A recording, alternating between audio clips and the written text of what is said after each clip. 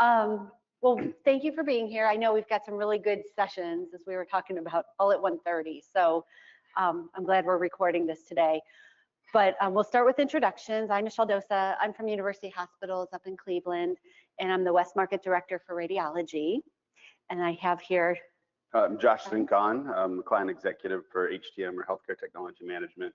Team does the service support, lifecycle management of all the medical devices. And I'm Brian Kelly, account executive with Hologic, and I cover Northern Ohio, covering mammography and all our disposable biopsy products. So this is called Development and Implementation of a Per-Click Mammography Replacement Plan, but as we like to call it at UH, replacing 17 MAM units in 3 months with zero capital. So I'm curious to know, I know who these fine gentlemen are. Who's here from radiology leadership or HTM or radiology? HTM, oh good, okay. So we've got several disciplines to talk through. So small group, we'll make it very conversational, and don't hesitate, stop us if you have questions or want to clarify anything, and we'll go from there. We're happy that you're here. So what we want to talk about, if I get the clicker correct, that's our abstract. We won't go into that one. We have no conflicts to disclose, but we did want 17 units. I didn't have all 17 pictures in here, but we thought it would be fun to show the very happy MAM techs with their new equipment across our system. So this, I can say, is my St. John team on the West Market, and they had the very oldest. They had the 14-year-old MAM unit that was still hanging on. So they were very happy to get that replaced. And you'll see folks throughout the presentation. But things we want you to leave with today. So we hope to explain the very important, right, clinical importance of timely MAM replacement. And that's like a duh, right? That's a no-brainer. We know why it's important. We have patients to take care of.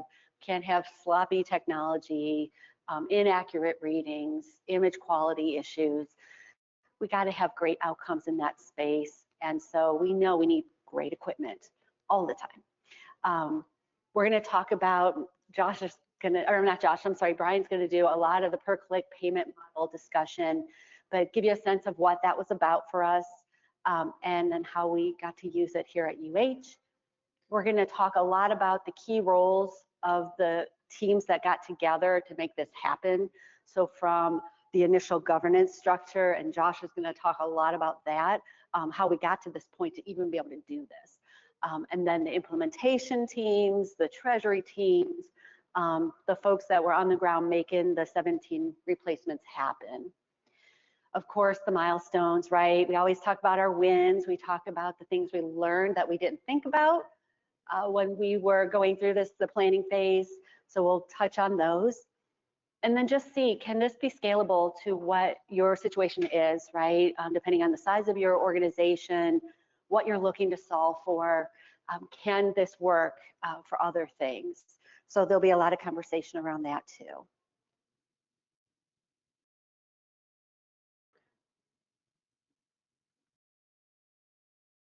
A couple more groups. So on the right, we have our tri-point group. That they're ribbon cutting, and then we've got our Geauga team. So a couple East Market, amazing, right? Okay, so just a little bit about us if you're not familiar with UH, and then Josh and Brian will share a little bit about their organizations. So University Hospitals of Cleveland, we are about 160 years old now. That's our birthday is coming up this year.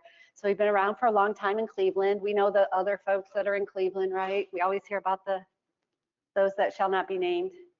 But we're a large, decent-sized organization. We have 21 hospitals, several joint ventures, over 50 healthcare centers and outpatient facilities, all the physicians and the nurses and the teams that make that up. You can see kind of on the map where we go from, everybody seems to know Cedar Point in Sandusky, Ohio, so we're out as far as that, all the way to the PA border, and then down south as far as Ashland, which is about halfway between Cleveland and Columbus, and then all parts in between. as that large organization, last year we we're at 6.4 billion in operating revenue, almost 1 million unique patients that are serviced by our system. And then all those employees, right? Lots of employee physicians, nurses, and radiology people. As we are most important, right? HTM, most important. We are the backbone. It's the 8th largest employer in Ohio and the 3rd largest in healthcare. And then, of course, some recognitions from Becker's, from News and World Reports, from Fortune. Lots of good things that always come in for UH. Okay, so Hologic, I'm a part of the breast and skeletal health division. And I know when you think of Hologic, you may think of mammography. And that's the big part of our business is mammography. But we're many other things in breast and skeletal health. So this is kind of our continuum of care, how we go through a patient's journey and how we care for patients. Obviously, our mammography, we're the market leader in mammography, first to market with 3D mammography, and continuing to push the envelope there in our mammography technology. Next, what's really coming into play is we all heard of AI, new technology with mammography, and that's continuing to evolve, and it's a big part of our future with Hologic. So there's a lot of concentration in there with AI technology, detection technology, all of that for AI.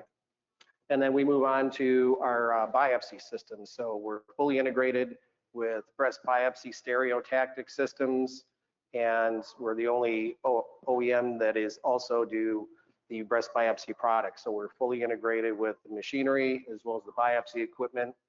And then moving on, a big part of our growth area in Hologic is breast surgery, leader in localization products, but also some new lymphatic mapping instruments that we're coming out with that are really efficient for the OR, time savings. And of course, specimen imaging is a big part of us.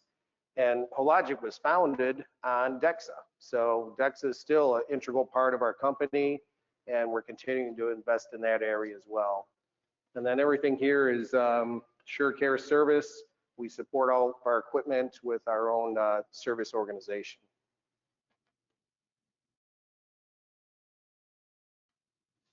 Thanks again, Josh Lincoln. So representing Sodexo North America, Sodexo Healthcare. Up here, you've got some information related to who is Sodexo HTM and what do we do across the United States. But really wanted to talk about what we do at university hospitals. So we cover 4 service lines. We have food and nutrition, environmental services, facility management, and then HTM. Been a partner for over 20 years, so we're really ingrained. We're the fabric of university hospitals. We're asked to come to the table, help make decisions for the organization, be that strategic advisor across the board. So I've been with the organization a little over 4 years. It's a wonderful organization. Our HTM team supports over 100,000 devices across the organization, over 100 FTE servicing all the equipment.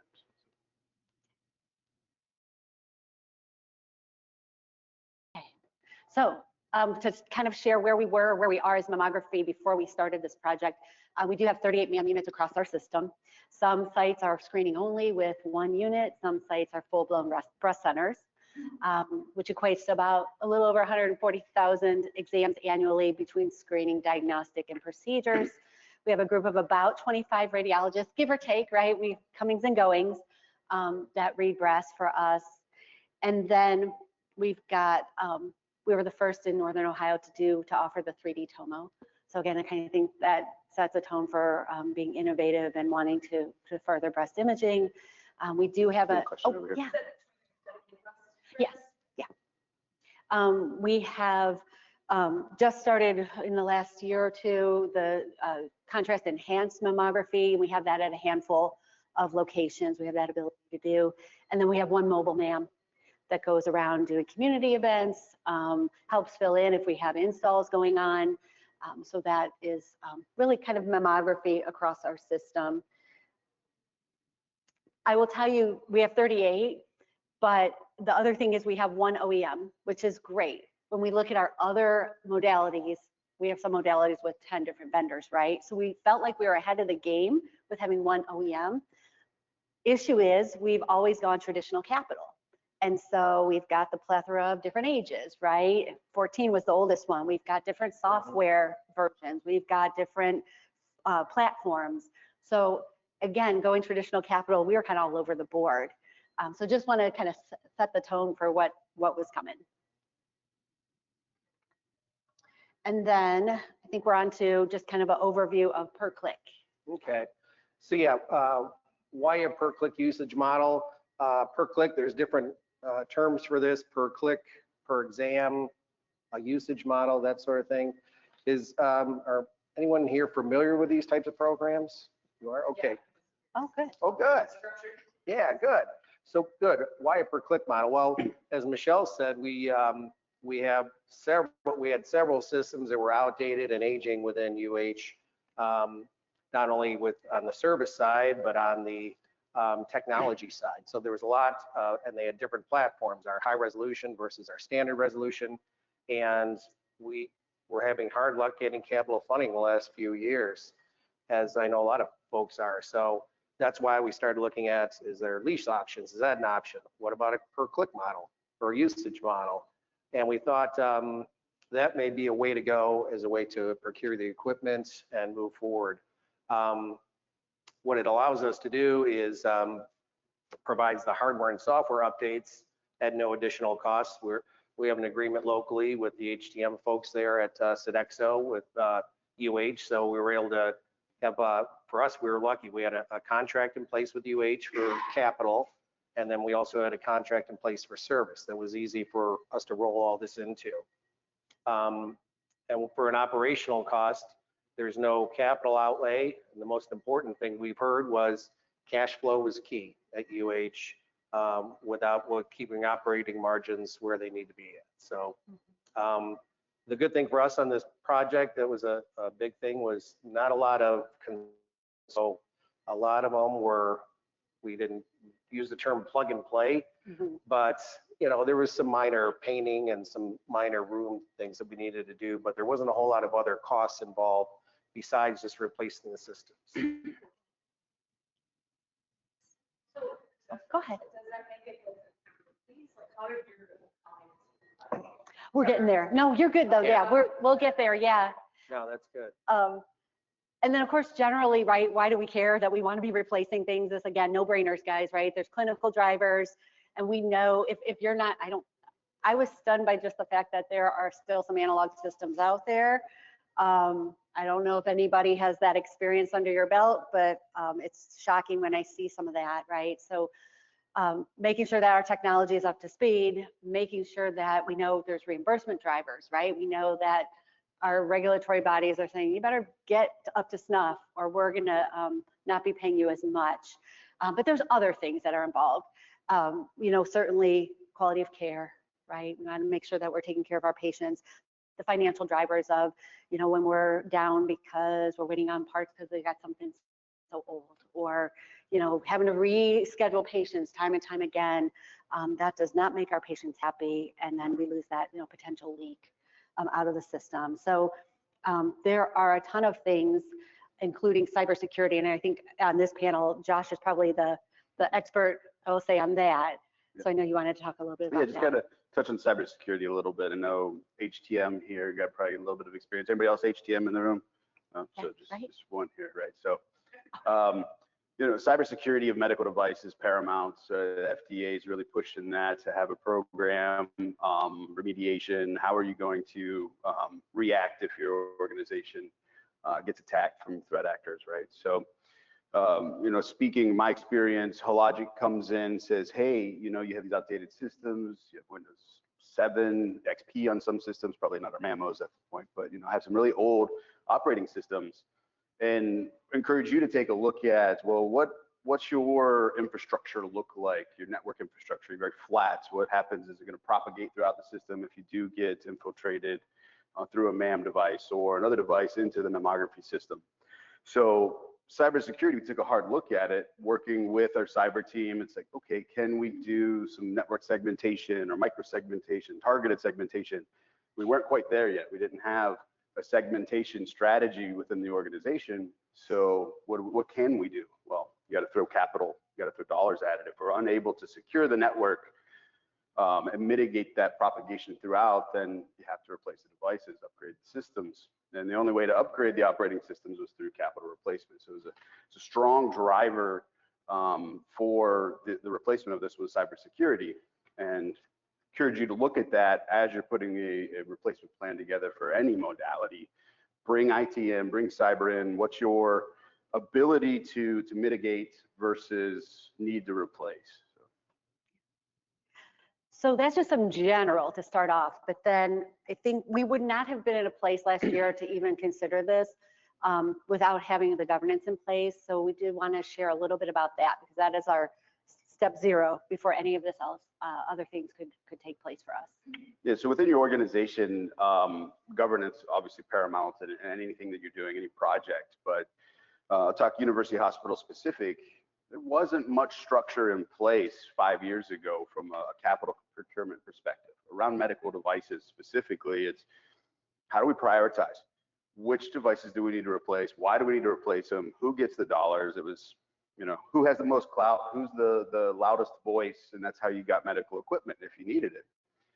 So we took a look at the organization and, okay, how do we put some structure in place to make sure that things are vetted, we have standards, we know what we're buying, and when we're buying it, assuming that we have the dollars. So what you see up here is kind of our HTM governance council. We have med device, cybersecurity, Internet of Medical Things, then clinical equipment standards and asset replacements, and then our overall HTM steering committee. You can see here the representatives on each of those committees. It's at the highest levels of the organization to make sure that we have representation, that nobody gets forgotten about, nobody's left out, everybody has a voice when it comes to the strategy, the dollars, the standards, creating ad hoc committees off of this. And I do want to point out that the clinical equipment standards and asset replacement committee co-chair, we strategically made sure that we finalized the VP of radiology being a co-chair of those committees, right? We had a lot of aging equipment across the organization. Bringing a VP of radiology co-chaired with, the VP of HTM, we can drive better decisions. It's easy to replace fleet equipment, your infusion pumps, things of that nature. Everybody understands that really well. But when you're asking to replace, $8 million worth of mammography, okay, right? That's a big dollar for how many devices? So it gets pushed down the pike quite a bit. So next slide. And kind of re-emphasizing the governance 5 years ago. How did we do it? We started trying to forward think. Take a look at what I want you to look at mostly here is this middle section, is the relationship management. Having the right people at the table to talk this through. If you just submit a request up to the organization, it's going to get kicked back. You need to socialize until you're blue in the face, so everybody's aware of what you're doing and why you're doing it. And I get tired of repeating myself constantly, but that's very important. Keep the same messaging throughout all of your meetings and engagements related to capital. So really, governance was kind of ground zero, and it started 4 or 5 years before this project kicked off. We couldn't have done this without laying the foundations of the process for everybody to vet. Is Hologic still our standard? Do we want to look at somebody else, some competitors? Well, we need to do that due diligence. So that effort happened, all coming out of this governance structure. So it was great because we had avenues to go up, right? To when we needed to create urgency for a project, for any need that we had. So through the governance, through our leads, our VP, through our chair of the department. So having that in place was incredibly helpful to have that ability to take up the sense of urgency. So getting back to this MAM project, we definitely needed them to see that we had a cliff coming, right? And that was the end of 26, where we knew we had different services going on for these 17 units. We knew that things just continued to get older and we were going to be struggling with capital, but we needed to really try to pull together something quickly. So again, escalating, we'll show you the inventory list of just kind of, this is what we use to escalate. Obviously, some of these are really standard, right? The age of the system, the state of what was going on there, what kind of service history it had. So pulling in the HTM teams, right? They knew how often was something down, how often are we getting called on things, the downtimes, the IT risks, right? Having IT involved to say, hey, you know, this is a security risk for us. And then to be able to just have access, good quality access, and standardization, right? We have one group of radiologists reading, they're expecting to see that very similar quality of image across the system. And we would hear that from them, right? This particular site, we always knew. Michelle's one of our counterparts on the academic side at UH. We always knew it's like, oh, it's that system again, right? So just creating that urgency in a document and continuing to socialize, right? We went up through our department chair and our VP up through governance, and then got to our treasurer. And that is key too, the socializing, I think, is like Michelle, no one's siloed, but everyone has your district has 5 systems or 6 systems, and another one, you'd say, oh, I want to replace these systems, but it's boiling all those up, getting to the VP, the chair, and eventually to the treasurer, where there's the big picture, what it really looks like and what needs to happen. I think is important to, and continue to reinforce it along the way. Yeah, change management 101, right? Create the urgency and make a compelling case. We always find red at UH, that's our signature color, right? It's red, but red in this case, not good. This is not our full inventory list, but you can see what we were staring at, right? Why we were clamoring for the need for replacement. So there are all the sites, the install date, how old everything was. And you can see, I think our youngest, even though it was 6 years old at the time, it was software, right? We have grown, twice in size over the last 10 years with acquisitions too. So as consolidations happen in Northern Ohio, you know, all 4 of my hospitals are acquisitions to the system. There's a new acquisition out east. So you come in with the equipment you have, but then folding that into the bigger group of inventory and what does that look like? So there's just some compelling reason. Again, we don't want to offend our HTM friends. Plug and play, as Josh has told us, this is a clinical term we are using because in our heads it's just, hey, we're deinstalling that. I'm not replacing anything, no HVAC, no nothing, and that new unit goes right 1 for 1. So we want to be very clear on that point. But just, you know, there was very little in the way of construction. I think we needed a sink at one place, flooring at 2, the rest is paint. Yeah. And then showing the volumes for each of those prior 2 years, right? Making sure it's amazing what we can do with the equipment we have sometimes, because a lot of those volumes haven't changed year to year. It's like, whew, it was rough. So create this sense of urgency, have something that catches everybody's eye. Yeah, and Michelle here too, this is, I guess, a key to creating a cost per click or usage model is as the OEM, there's the facility, and then there's a banking system you're working with. So there's 3 key players. As the OEM, we're quoting our customer, university hospitals, but we also are working with the bank and transparently giving them the quotes too. The other piece that they need when they're creating this model is volumes. So we went back and got 2 years of volumes that Michelle and her team were able to pull. And based on those volumes, they're able to look at the cost of the equipment, the cost of capital, what the total volume is, and come up with a cost per click or a cost per exam, and what they would charge for you to operate those 17 systems. So the volumes are there. They usually do and it varies depending on banking institution, you know, because some months you could be up, some it could be down. There's usually a 10%, 15% even maybe lower or higher. So you want to stay in that range, the upper end and the lower end. But those volumes you guys are pretty consistent anyway. No, go ahead. Please, Oh, go ahead. Go ahead. Just wondering, like, is there a volume discount, or is it just like you have to do at least 5,000 a month? Yeah. Good question. Yeah, so there's actually a couple ways to answer that. So with 17 systems as an OEM, you can say, yeah, we can give a bigger volume discount off of contract. So that's That's from us, and it's transparent right through to Huntington Bank. So what we show them, we show Huntington Bank too. So there's a volume discount. But based on these usage models, that's where it differs from an operating lease. So with an operating lease, you're buying a piece of capital for, say, $500,000. Here's your operating lease every month consistently for the next 5 years. With a usage model, think of it as a pay-as-you-go. So if you do 300 screenings in 1 month, you're going to be paying whatever that cost per click is. If it's $25 per screening, that goes back to the bank each month for each system.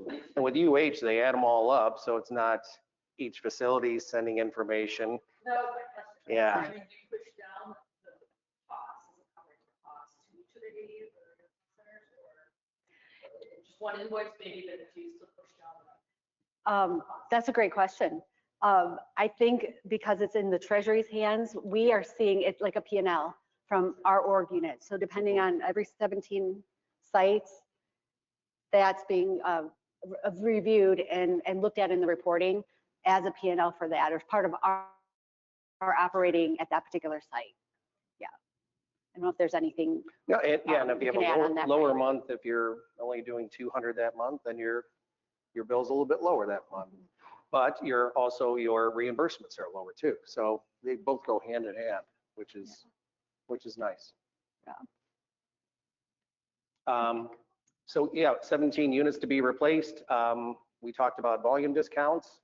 The other thing too was the timeline we were looking at too is something that we had to play into too. I think we were looking at starting up in the summer, taking a 3-month hiatus during Breast Cancer Awareness Month, and then starting up the following year.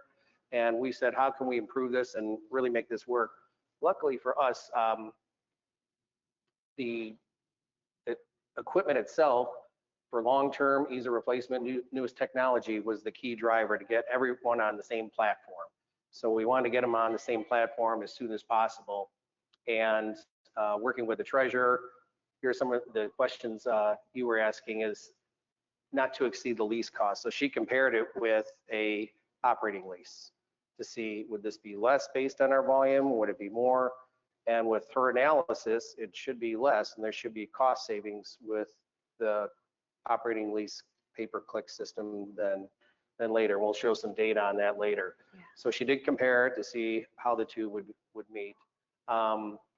Swapping operational expenses here as well too. So is that something that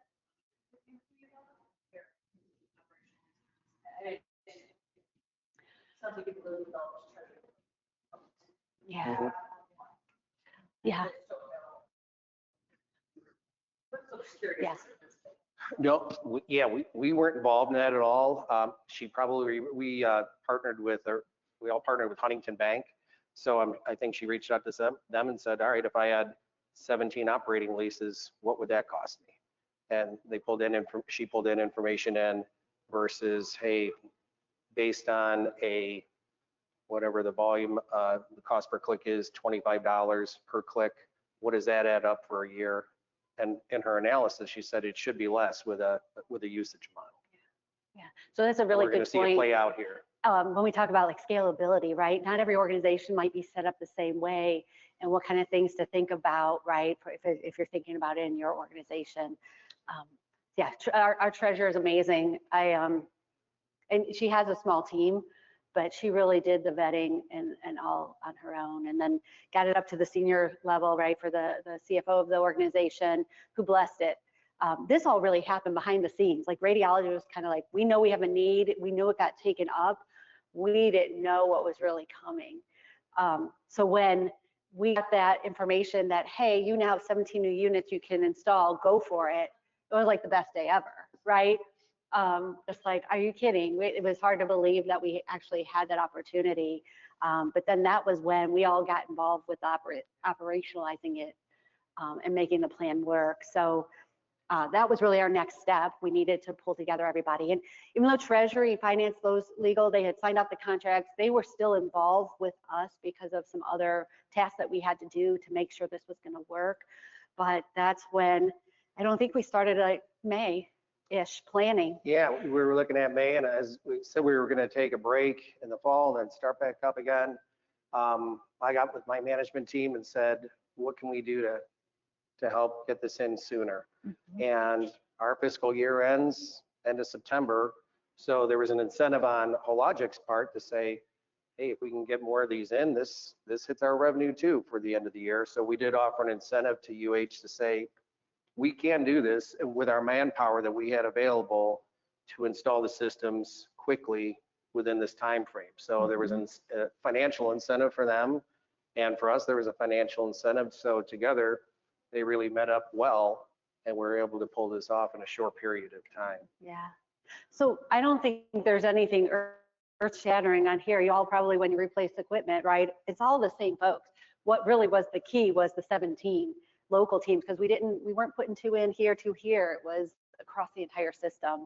So making sure pulling those clinical teams together and how we were going to do that and how we were going to prioritize is really important. And we go into that. But, you know, obviously OEM, everybody on the ground that was going to make that happen, our construction folks and our facilities, because at the time we didn't know if we'd need any construction. There was potentially a site that was going to need a little bit. That kind of got ruled out pretty quickly. Facilities were fortunate because while we have facilities at each local medical center, there's also a subgroup of facilities folks that do things like paint and flooring and that type of thing where they don't have to third-party contract it out to get done, and they can mobilize really pretty quickly. That's our plug and play team. Yeah, that's our plug and play team. That's it. Should I tell Lisa that's what they're going to be called now? Yeah. And then of course HTM being involved, right? Because they're going to need to know they're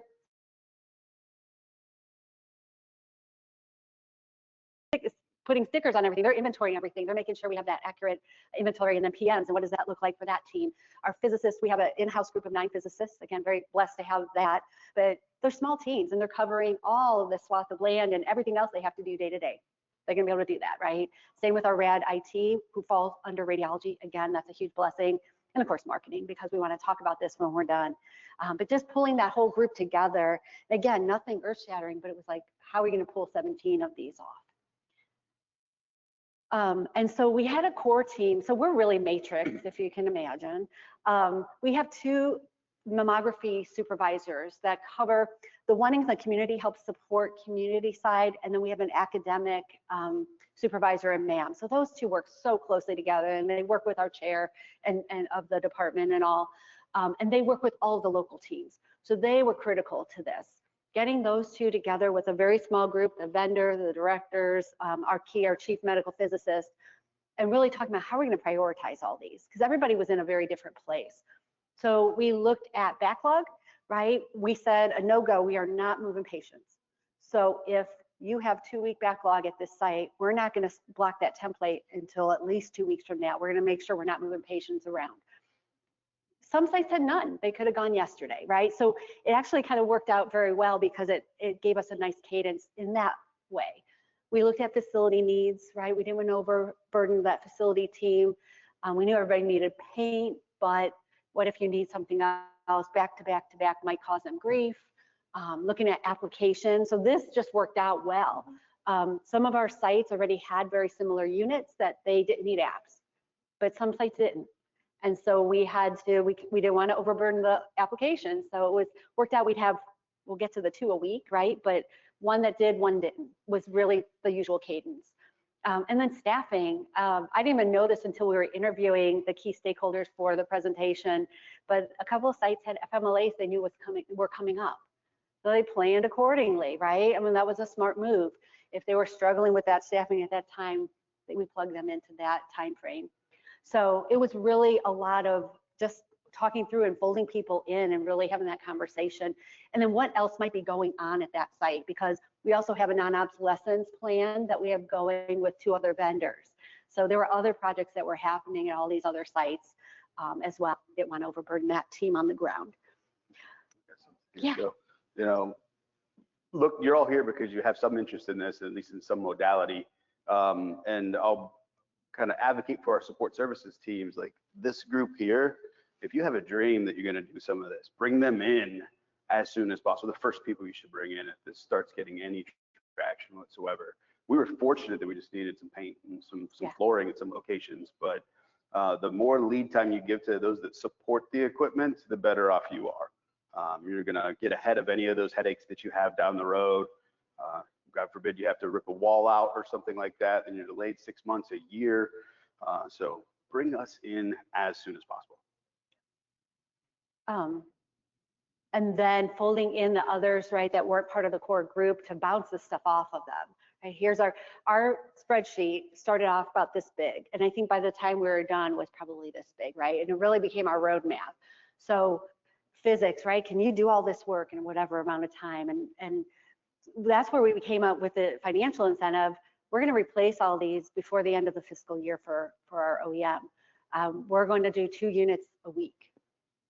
I didn't think initially, if you would ask me, I'm like, no, I'm going back from September, 1 a week. Like, I really didn't put the pedal to the floor on that one, but that's what happened because these groups put that feedback in. We went with Monday and Thursday starts, and that was to make sure we didn't overburden our physics team, right? That was going to come in. We had a very systematized way of going about our replacement and making sure that those teams could be in 2 different places in a week. And no, obviously no Q4s, because we know how busy MAMS is during that time. And then of course our spreadsheet, which we have in the appendix, and these slides will be made available. Sydney will get them out here, hopefully in a week or so. So you can see some examples of that. We're happy to share any of that with anybody if you have interest.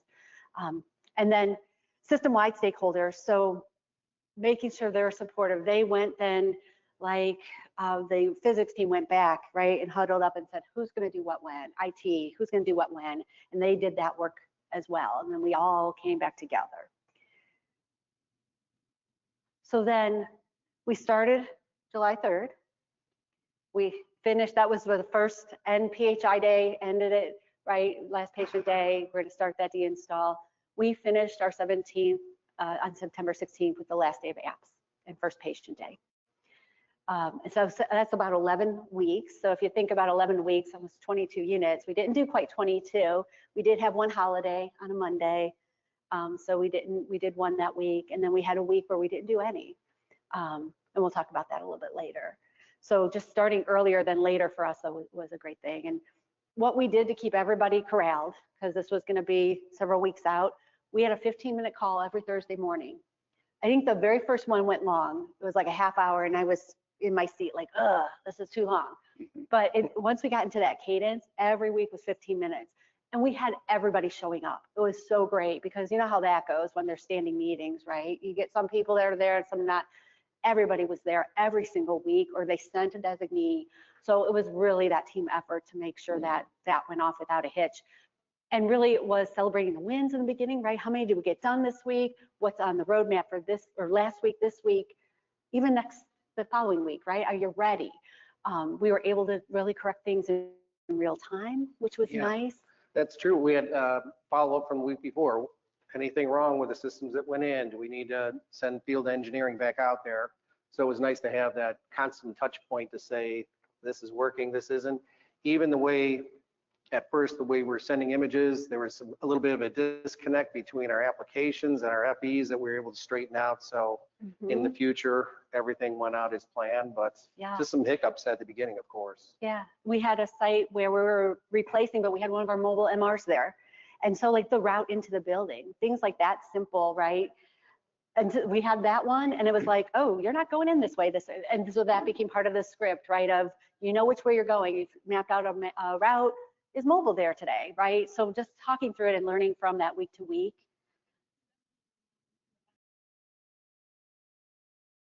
Yeah, some do. We have a fleet of 2 PETs, 5 MRs, 1 CT and 1 MAM. So most of them are owned, but we do lease a couple of the MRs. So that's a whole nother team that manages that whole ball of wax. Yeah. Yeah. There are things like we just didn't think of, right? And for as much as we got together and planned it out and thought we had everything covered, we'll talk about some things we missed. And then just making sure everybody had a place on our team's platform where we had a repository for minutes and for the schedule and all of that, so they could get to that easily enough. My role at the time, I was giving the senior leaders just an executive summary about every once a month to make sure that they knew the people that were like blessing this and like, is it going as it should? Make sure they got that information so they knew we're on track. And then the last team that we got together, because this is really important, in the contract, we needed to have a monthly volume report that would go back to Treasury that then feeds into Huntington. And so we took a subgroup away with Treasury, with our data specialist. Again, we're really, really blessed to have Rad IT, and we have a data specialist in that group. We call her the automator because she has been challenged with a lot of stuff, but she makes it happen. She's great. So she came on board early on. Treasury, you know, what do you absolutely need to have? Katie, how can we make this happen? A few iterations of that report till we got it right. And then as the units were being installed and we started to see data, hey, how come we're not seeing this?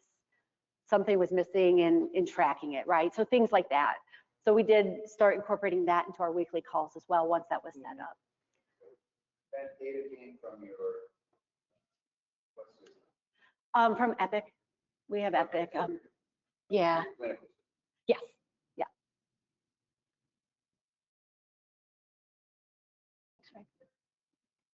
And then we ultimately got all done, which we celebrated, right? Yeah, so I think, as we're saying, the comparison between operating lease versus the pay-per-click model, there is some savings. The initial 3 months are showing the savings. Treasurer is very happy with what they're seeing so far. So that was just the initial 3 months, and exactly, right. Operating lease. Yes, yeah, so that's a savings versus a standard operating lease. Yeah. And I mean, volumes are very good, so they're all meeting their volume commitment. And they're going to continue for next 6 months, get more and more data, and we'll see where we're at in 6 months. It's 5 years. Yeah, 5-year contract. And we don't, traditionally you'd see that dip first of the year. We don't have a lot of sites that are in that space. There's a couple, but the timing was great because the last quarter was, you know, obviously incredibly busy. If we had any fall off in first quarter, then we should see a nice balance between that kind of a swing. 5-year contract, is it a service contract?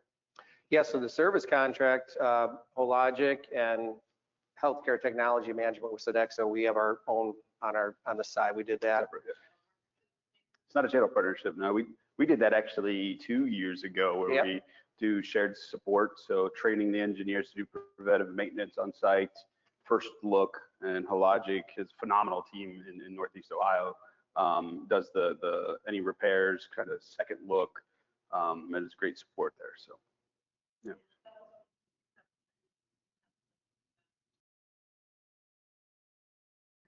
Yes. Yes.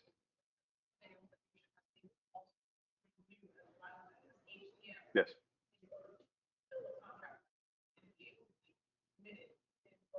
Yeah, absolutely. Yeah. Yeah. Yeah. And it's not cheap to support it, right? There's a reasons why you have to do that cost benefit of a full service agreement. We have to buy our own test equipment, the dose calibrator, not dose calibrators, the mass KVP meters, all the phantoms. We needed to buy vehicles, right? So we can support the whole health system. And then the training, we have 3 FTE trained, and I think we'll get to some of our wins. I'll just put it out here now. Hologic, even though we had a shared service agreement, agreed to do the preventive maintenance for us so we could buy time to get our engineers to go to training.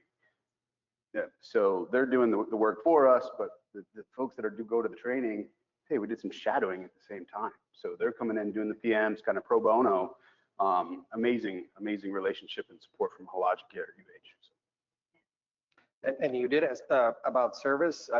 I did another program where they included service just through Hologic and put that into the usage or cost per click. So they, for example, weren't paying $25. They may have been paying 35 or 40 because service was also included. So you can do it either way. In that case, did the bank get the portion and Hologic got a portion of the service? It's interesting. Well, I can tell you with, we like working with the banks. We We give them the quotes, they cut the PO to the OEM, and when they cut that PO, it's for the capital and for the service. They pay it all up front. We can't realize the service cost of it. We got to do it on an annual basis, but the capital you can, like a regular purchase. But we annually put that service into our books at least. So lots of wins. I don't know if you guys want to, we got about 4 minutes or 5 minutes or so. If there's anything you really want to touch on here. Yeah, go, no, that's okay. Sure. Ask away. Mhm.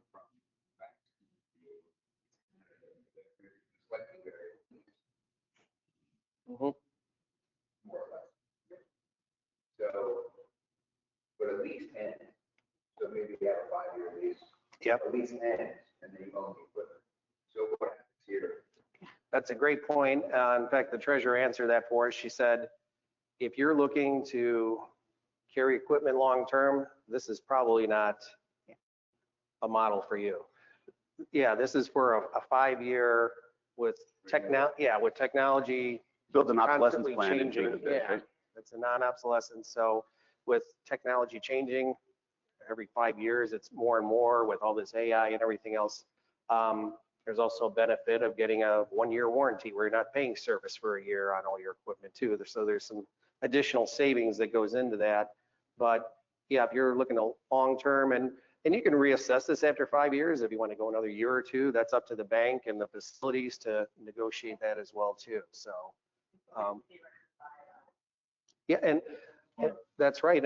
And this isn't like locked and set in stone.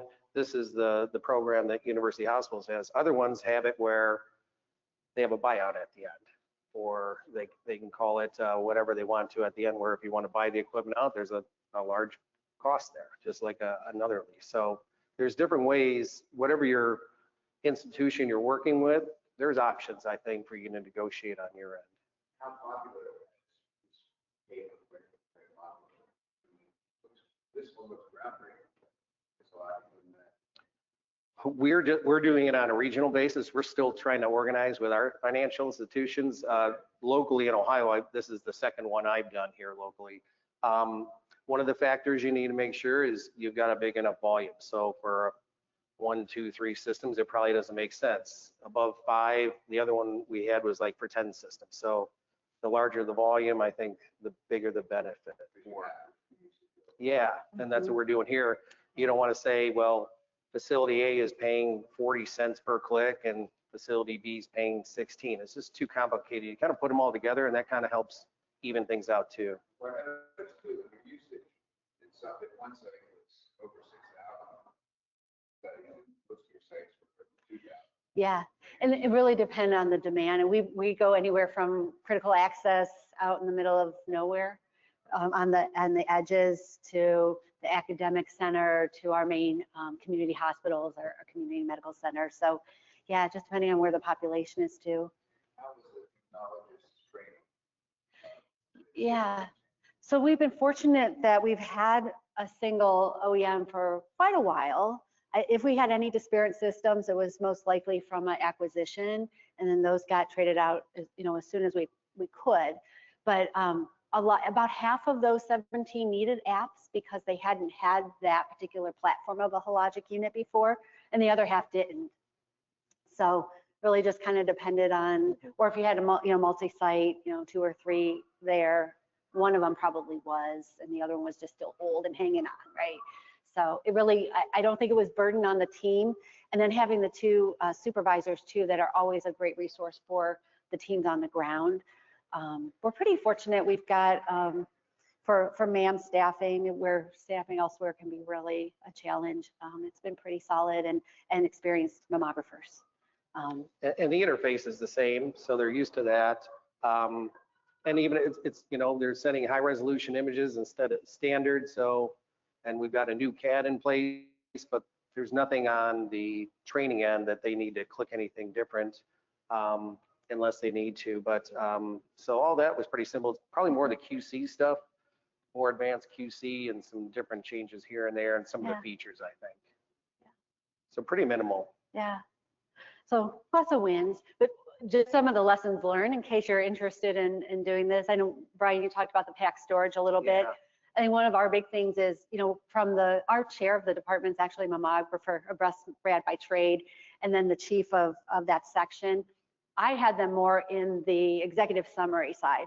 I think we needed our chair to be more engaged. They were kind of behind the scenes, but not present at those calls. And the reason I say that is they wanted, right, as images were starting to come through, we kind of had a standard. We didn't think about any impact on storage. But when there was that one change with technology, and we've caught it like the very next week, we had to go back to the RADs and be like, which way do you want to go, right? I get it, sometimes like herding cats, right? But you got to come up with, this is the standard that you're going to use across the system. And so that was something that was important to think about, that if I was starting this today, I got to make sure that, and even we had RAD IT involved in the whole time, and it just never came up.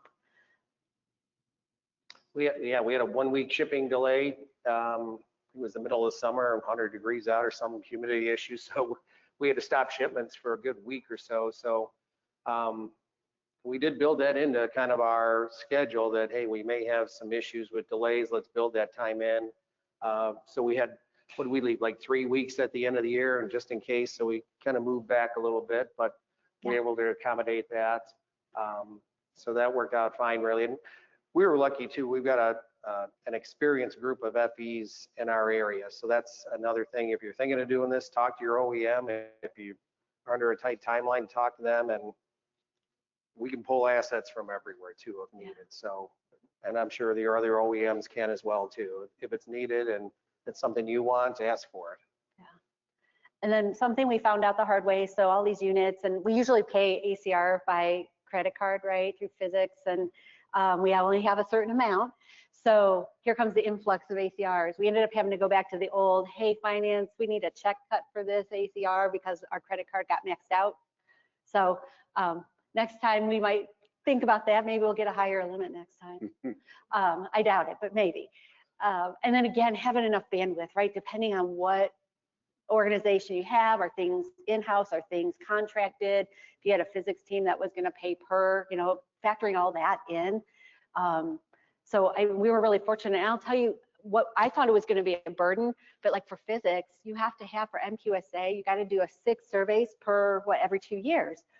So they were so excited to know they were gonna get 17, and they were all just like, I'm thinking this one, this one, this one. Like they were just happy as clams to do that. So that was great. RAD IT too, I think, instead of 17 across whatever time frame, just doing it all in one big swoop, save them some grief too. But some of the things like the naming convention, so what someone in a contract called a resource, definitely not something on the clinical side that I would have called that particular MAM unit. And I think for our RAD IT perspective and building the Epic and all of that into PATS, they had a naming convention too. And HTM has a naming convention. So trying to be on that, we had a lot of that schedule had just a crosswalk, right? Because this is what it is, but this is what we call it, and this is what you guys call it. And so if maybe ahead of it, we could have come to terms with a little bit of a convention. But again, having a data specialist, if we were talking today, if we would have had to go to our IT proper to get somebody, we might still be talking about this because there's such a delay in getting some resources in certain areas. But when doing that report for the data specialist, discrete fields, we had a lot of free texting in that schedule, and that made it a little more difficult for her. So next time we do this, drop downs and things that people can just select would be really helpful because they automate, that report's automated. So every month we get an email and here's Katie's report. Okay, good. Great question. You know what, I don't, Radiant, thank you. Positive cash flow.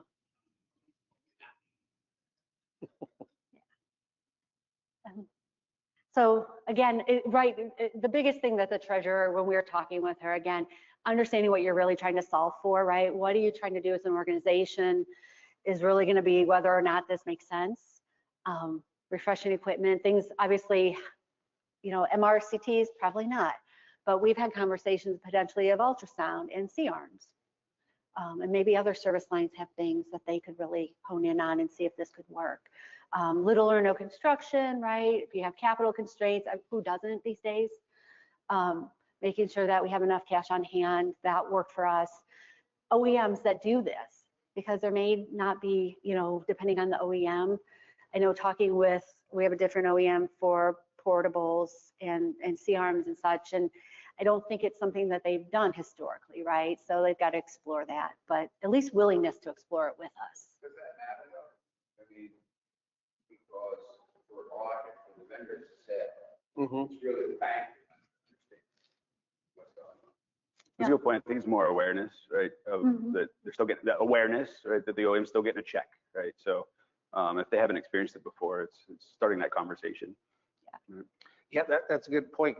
I get asked in my own organization, how does this work? How do you do that? It's not like commonplace as much. It's just something more, I guess I was lucky enough to work with a bank before that did this, and I learned from them, try to pass along internally too. But yeah, and there's certain institutions that'll do it, and there's certain that I don't know if they want to touch it. I don't know.